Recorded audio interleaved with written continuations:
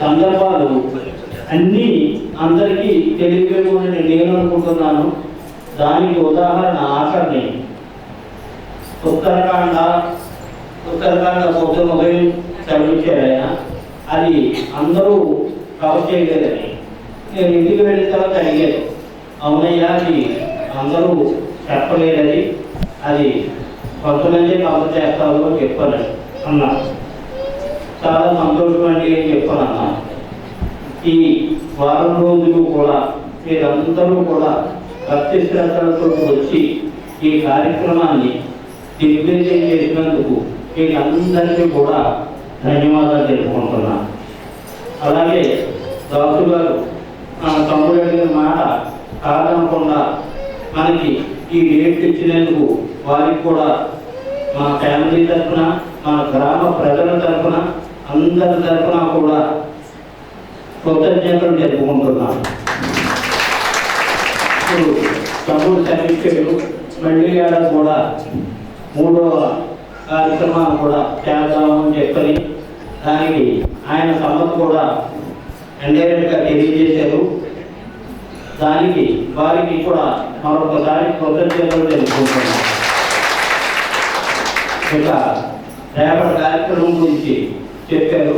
7:30 గంటలకి ఇంటి దగ్గర 11 సార్లు మొదట విష్ణు పారాయణం, తర్వాత 11 సార్లు హనుమాన్ చాలీసా కార్యక్రమం పూర్తయిన తర్వాత ఇక్కడ 9 గంటలకి రమారమి 9 గంటలకి గురువు గారి పర్యవేక్షణలో స్వతంత్ర బుద్ధి గారి అధ్యయనంలో మొదట శ్రీరామచంద్రమూర్తికి అభిషేకం, పంచామృత అభిషేకం, తేనె, పాలు, నెయ్యి అన్నిటితోటి అభిషేకం మరియు 12 నదుల జలాలతోటి అభిషేకం, సముద్ర జలంతో కూడా అభిషేకం. ఈ కార్యక్రమం పూర్తయిన తర్వాత మిగతాది గోమన్ను, పొట్టమన్ను, గొర్రపు మన్ను, ఏనుగు మన్నులతో చిన్న కార్యక్రమం కూడా ఉంటుందన్నారు. అది కూడా పూర్తి చేసి రేపు కొద్దిపాటి ప్రవచనంతో ఈ సామ్రాజ్య పట్టాభిషేకం కార్యక్రమం ముగుస్తుంది. తర్వాత విశేష కార్యక్రమం కింద చెప్పారు, హారతులు అని చెప్పారు. అది దానికి 34 పద్యాలు ఉంటాయని చెప్పారు. ఆ 34 పద్యాలతోటి అంగళహారతి కార్యక్రమం కూడా విశేషంగా ఉంటుంది. ఈ సామ్రాజ్య పట్టాభిషేకం కార్యక్రమం మన ఊళ్ళో గతంలో ఎప్పుడూ జరిగినట్టుగా నాకు పూర్తిగా తెలియనుకోండి, జరిగినట్టుగా లేదు. ఈ ఘట్టాలను కూడా అందరూ కూడా కలిగించి రాని వారికి చెప్పి అందరినీ కూడా తీసుకువచ్చి చూడవలసిందిగా రేపు తీర్థ ప్రసాదాలు స్వీకరించి రేపు మధ్యాహ్నం దేవతార్చన భోజనాల కార్యక్రమం కూడా ఎదురుకుండా కళ్యాణం ఏర్పాటు చేసాం. ఆ మహాప్రసాదాన్ని కూడా స్వీకరించి మమ్మల్ని అందరినీ కూడా ఆనందం చేయవలసిందిగా కోరుతున్నాం. తర్వాత గురువు గారు రేపు స్వయంగా తీర్థం స్వయంగా ఆయన చేతులు మీద తెస్తారు. అలాగే ఆయన పాద నమస్కారాలు కూడా రేపు ఉంటాయి. ఈ సదవకాశాన్ని అందరూ కూడా వినియోగించుకుని అందరినీ తరించ చేయవలసిందిగా కోరుతున్నాను. తర్వాత గురువు గారి గురించి ఎంత చెప్పినా కూడా తక్కువగానే ఉన్నది. ఎందుకంటే చాగంటి కోటేశ్వరరావు గారు, గరికపాటి నరసింహారావు వారందరూ కూడా మహానుభావులు.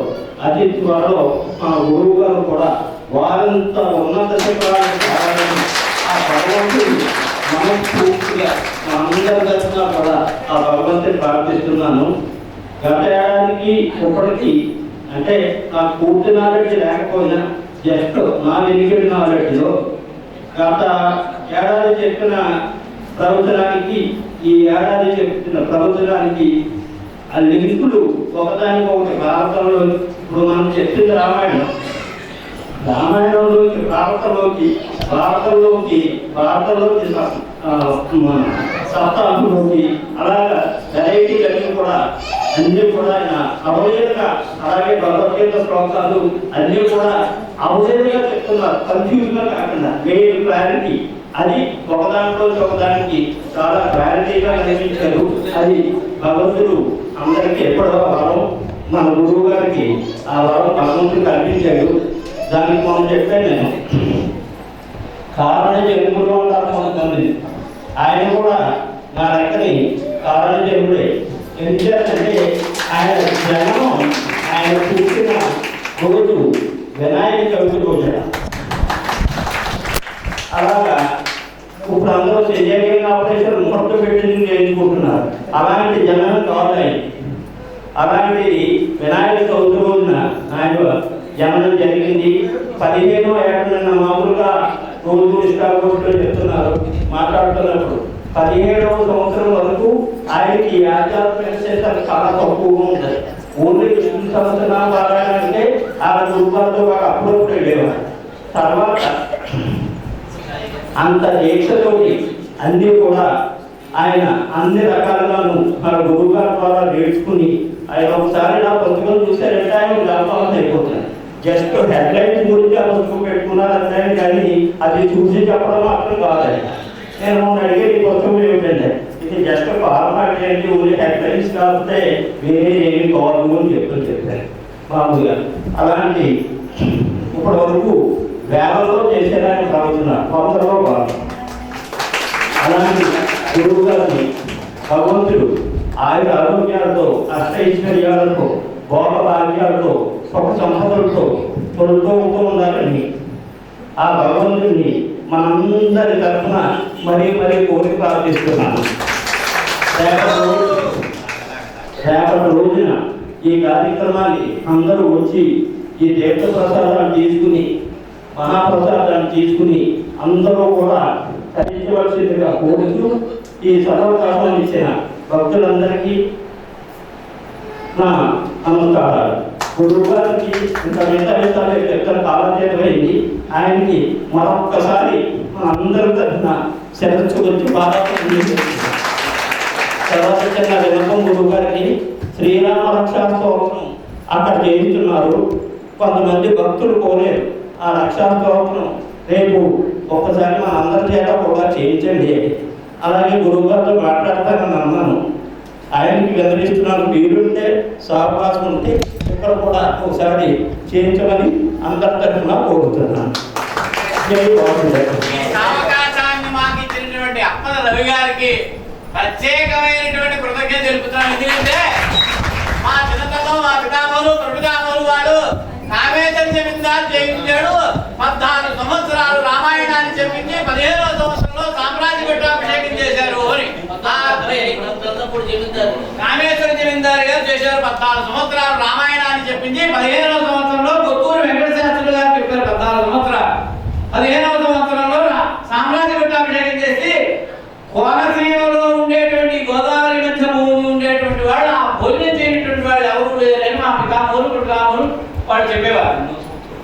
అది నాకు 40 సంవత్సరాలు కావేశ్వర జమీందారు కన్నప్పుడు.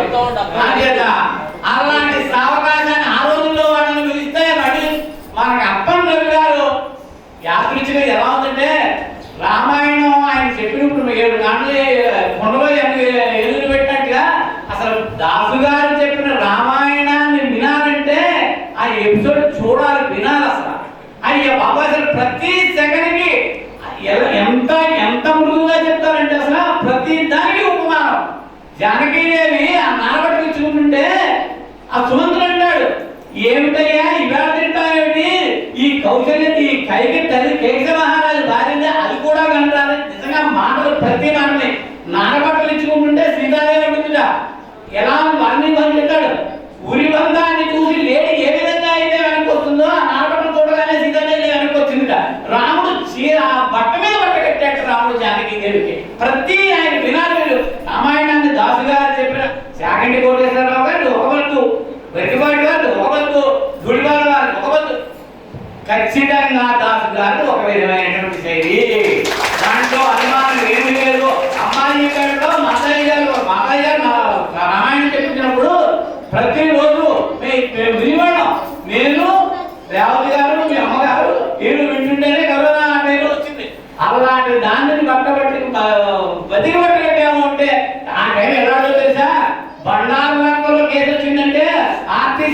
ఇందుపులకి చెందింది.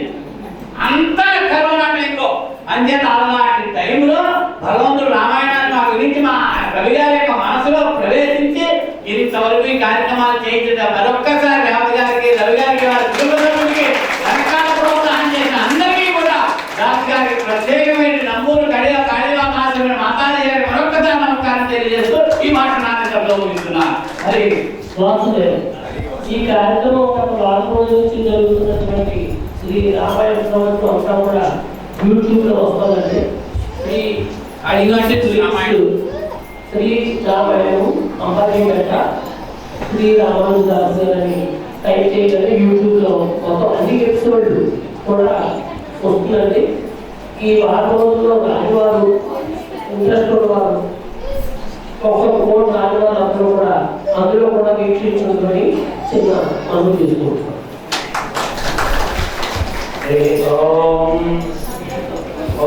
गुरुदेवाय मणिप्रार्थने सर्वलोकशरण्याय साधुरूपाय मंगलम मंगलम श्री औषधेन्द्राय मणिप्रार्थने चतुर्थतनुजाय सार्वभौमाय मंगलम विश्वविद्यान्तराय विद्यानगरीपति वाक्यानाकल्पाय हरिरूपाय मंगलम वेदविदासविद्याय जगत्याममुक्तये उद्धामहरूपाय पुण्यश्लोकाय मंगलम